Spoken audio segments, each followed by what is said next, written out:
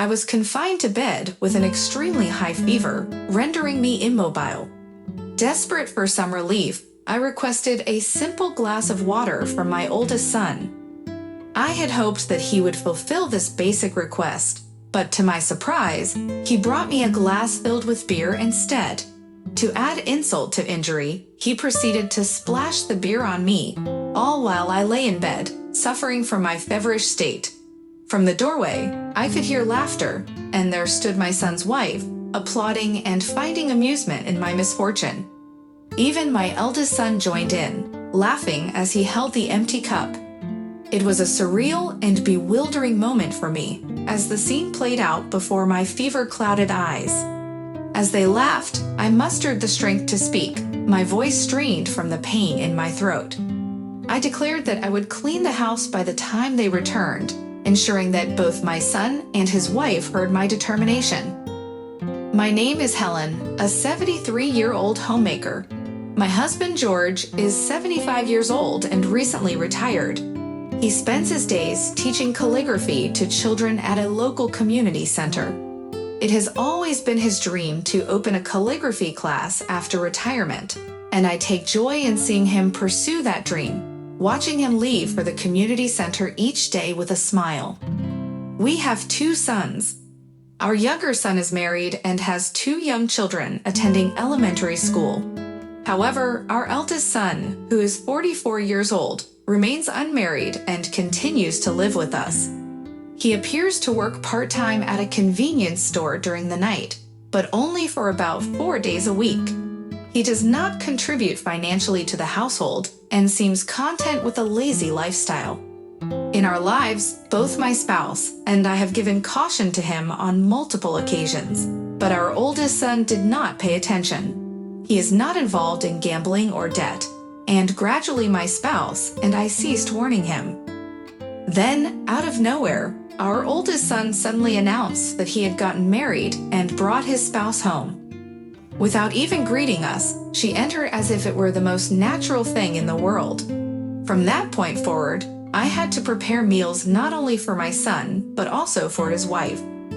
I didn't mind cooking for my son's spouse, but she never offered any assistance or cleaned up after meals. She didn't even express gratitude and would even demand a cup of coffee after dinner.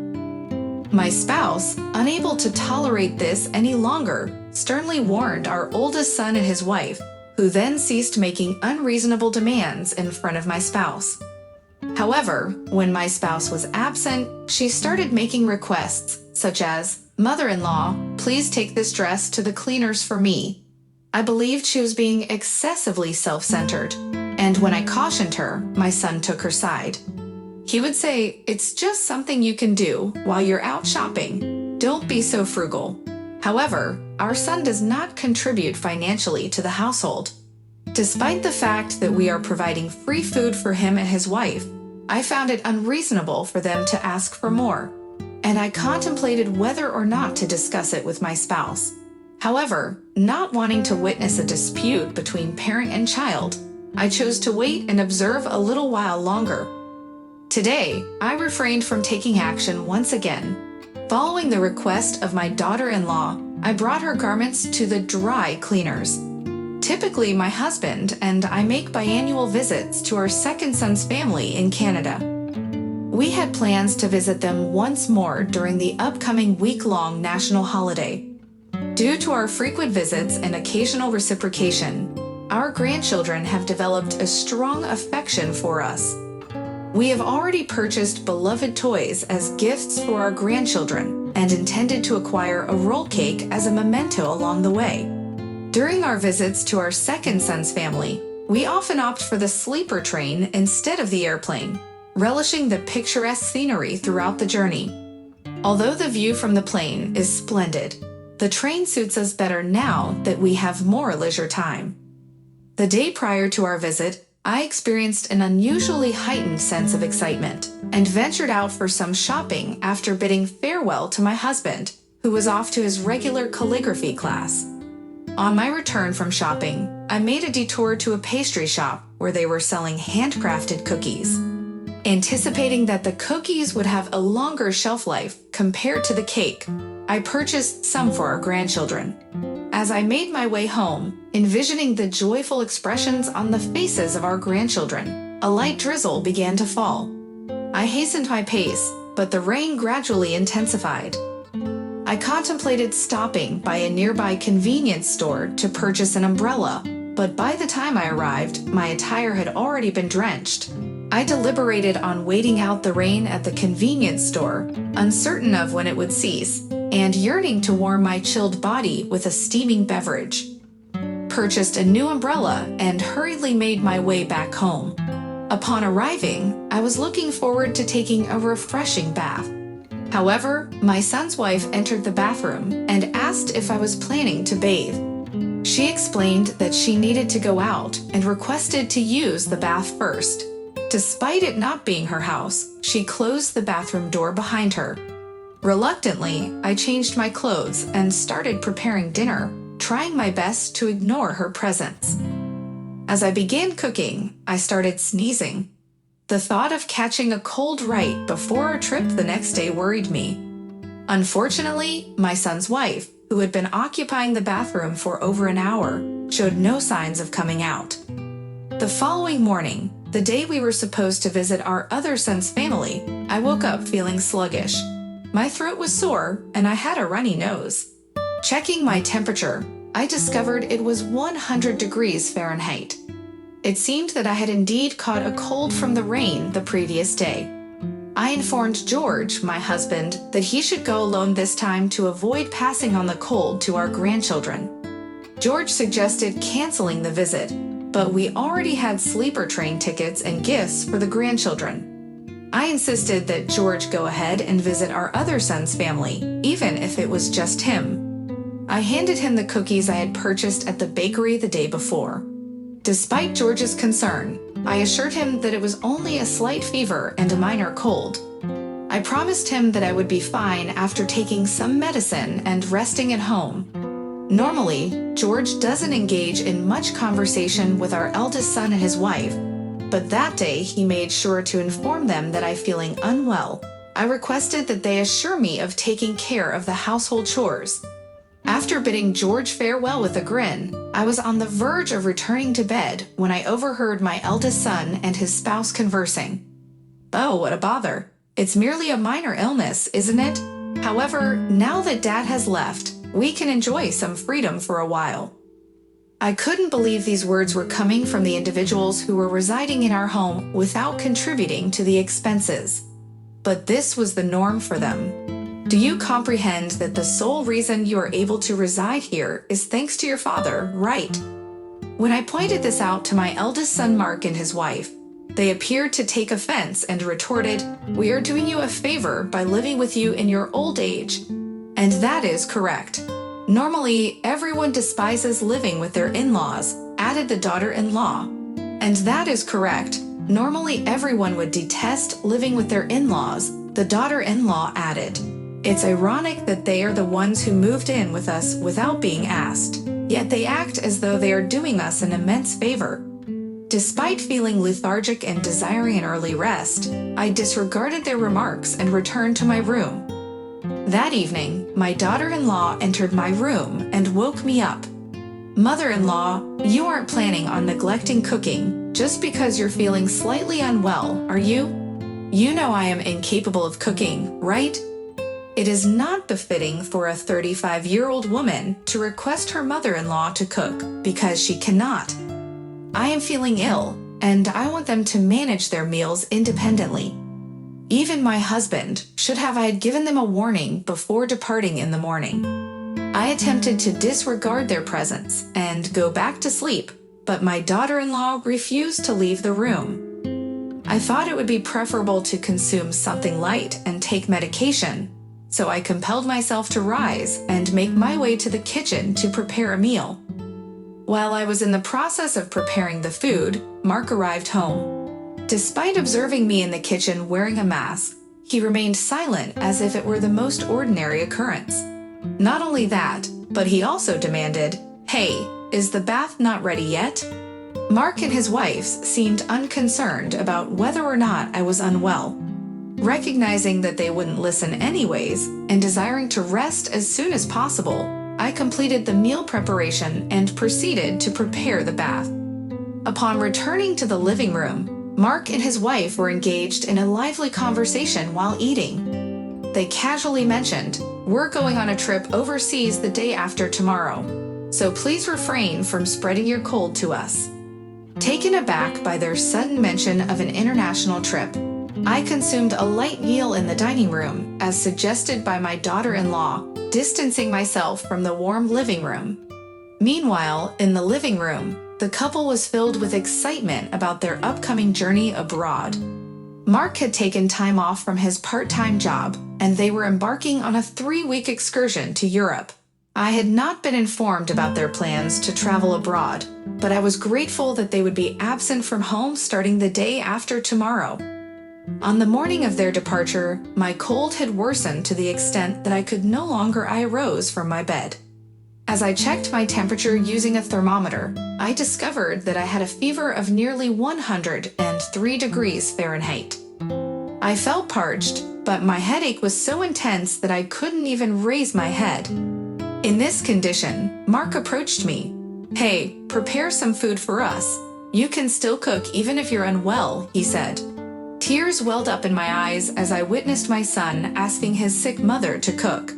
I managed to say, "Let's eat out." Upon hearing my words, Mark frowned but remained silent and proceeded to exit the room. Before leaving, I requested that he bring me a glass of water. I anticipated that he would fulfill at least this small favor, so I waited. However, when Mark returned, he handed me a glass filled with beer. To my surprise, he then poured the beer all over me, a bedridden patient with a high fever. Laughter resounded from the doorway. When I turned to look, I saw my eldest son's wife clapping her hands in amusement. My eldest son, Mark, stood before me, also laughing, holding an empty cup. It was beyond belief. Despite my fever-induced days, that scene imprinted vividly in my memory. "Make sure you tidy up the house before we come back," she exclaimed with a laugh. I had endured Mark and his wife's self-centeredness until now, but I could no longer bear it. "Yes, I will keep it clean," I mustered the strength to say aloud, despite the pain in my throat. After that, Mark and his wife cheerfully departed from the house.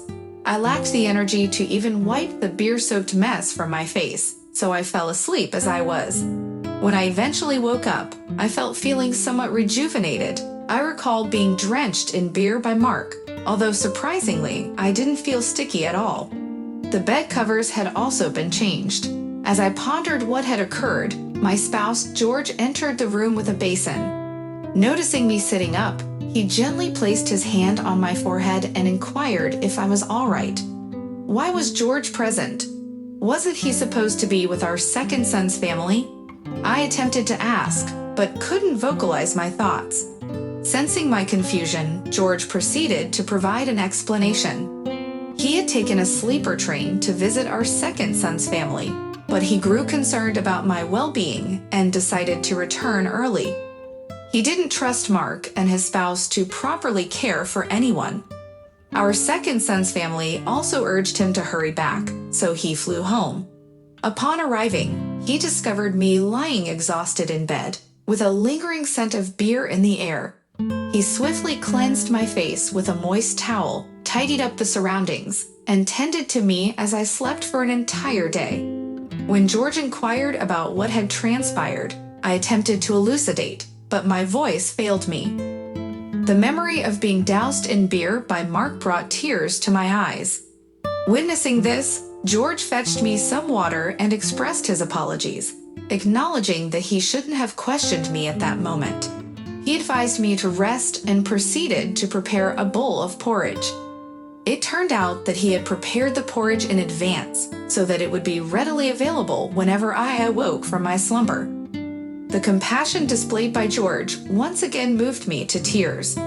Thanks to his attentive care, I was able to recover my strength within a span of approximately 2 days. When I recounted the events that had occurred during his absence, George's countenance turned serious. I can no longer tolerate this situation. Indeed, I feel the same way. 3 weeks have elapsed since Mark and his spouse embarked on their journey abroad. While I savored the tranquility of my days with George, my phone suddenly rang. It was a call from Mark. Anticipating what was to come, I pressed the answer button. What on earth? Why has our residence vanished? Well, did you not instruct for the house to be cleaned? Haha. After I recuperated from my illness, I divulged everything to George regarding Mark and his spouse's actions. How they coerced me, while I was unwell, into attending to matters. How they callously doused me, who was confined to bed with a severe fever, in beer before embarking on their overseas trip. Upon hearing my tale, George mumbled, "I can no longer endure this situation." Up until now, I had always been the one to console George, but after this incident, I no longer felt inclined to pacify him, for I myself could not forgive them.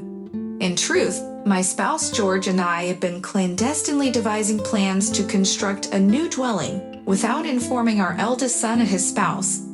Although the house remains unfinished, we have relocated to a temporary rented apartment and sold our previous abode in order to astonish them with the news. We were informed that someone desired to purchase our land for the purpose of constructing a store, hence the swift sale. Initially, we had intended to retain the old house for Alda's son and his spouse, but given the manner in which they treated us, there is no longer necessary to consider them. The location has already been transformed into a vacant plot, so it must have been surprising for them to discover the absence of the house. The upcoming residence will be finished in approximately 2 weeks. A skilled worker we are acquainted with has graciously allowed us to store our possessions and furniture there beforehand, as we have explained the circumstances to him. We have gotten rid of all the belongings belonging to our oldest son and his spouse. When we conveyed this information to him, our oldest son exclaimed, "Are you joking? I will notify the authorities." His spouse was also shouting in the background. At that moment, my husband George took the phone and switched it to speaker mode. He spoke to our oldest son in a hushed tone, saying, "Go ahead and inform the police. I will do the same. You two threw beer at your mother when she was ill, and then went on a vacation overseas. You even coerced her into doing household chores while she was sick. Who do you think is more sinful, you two or us, for disposing of your belongings?" My husband's expression as he spoke to our oldest son resembled that of a villain. This matter has no connection to our current situation of selling the house. Where are we supposed to reside? Where are you two even staying? Our son shouted back. George replied that the house originally belonged to us. Therefore, it is within our rights to sell it. Furthermore, you are no longer our son, so please refrain from contacting us. He then abruptly ended the call. 2 weeks later, we received a call informing us that our new house had been completed, so George and I made our way there. The call was made by the carpenter, who is a friend of George's. He is around 60 years old and serves as the supervisor for the construction site. He guided us through in the vicinity of the residence, describing the arrangement. We crafted it as a one-story, accessible dwelling with our forthcoming retirement in mind. It is an even more exquisite abode than we had envisioned, and we are eagerly anticipating commencing our habitation there. The furnishings that we had left in the sitting room had been relocated by the carpenters. When I expressed gratitude towards them, they chuckled and reassured me, stating that it was no trouble at all. George truly aided us in the past, so this is merely a small gesture on their part, and thus, the two of us, George and myself, embarked on our residence in our new dwelling. The residence proved to be even more comfortable than our expectations, and our existence became serene without the presence of our eldest offspring and his spouse. However, approximately 1 month subsequent to our relocation, our mischievous eldest child and his spouse appeared unexpectedly. Neither George nor I had divulged our address to them, and our younger child Mark and his spouse should not have disclosed it either, as we had elucidated the circumstances. They likely engaged the services of a detective or similar means to locate us. Hey, it is unjust for you to sell the house, dispose of our belongings, and then relocate to such a delightful abode exclusively for yourselves. As your firstborn, do I not possess the entitlement to reside here? Our son proclaimed, glaring at us while clutching sizable bags. Our intention had been to sever ties with them, but we were taken aback to witness our eldest child and his spouse, who were evidently determined to move in. Just then, George emerged from the rear of the residence. What is the purpose of your visit? To what avail? After usurping our living space, how dare you assert such a claim? Starting today, we shall also inhabit this place. As they were on the verge of entering, the front door swung open. Mark, what brings you here? Here to stir up trouble once more. Come on, you're mature enough to rely on yourself. Stephen expressed his disbelief. Stir up trouble again? Come on, you're mature enough to rely on yourself. Stephen expressed his disbelief. Standing beside him were his spouse and their 2 grandchildren. They had come for a visit as the newly built house was just completed. After unwinding at home for a bit, Stephen's family had decided to go to a nearby convenience store.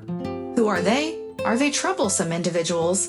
The 5th grade student, Sophia, asked innocently. The husband, who had been about to drive Mark and his spouse away, suddenly had an idea.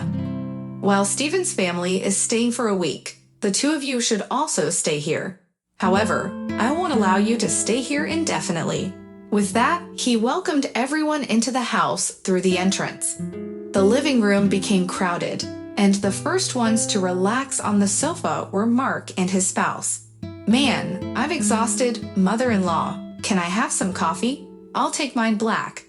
Stephen's spouse was taken aback by the casually made request from Mark and his spouse. In response, the grandchildren hurried over to Mark and his spouse.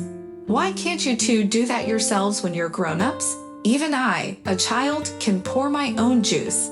The innocent remarks from the grandchildren made Mark's spouse feel uneasy, and she went to pour her own coffee.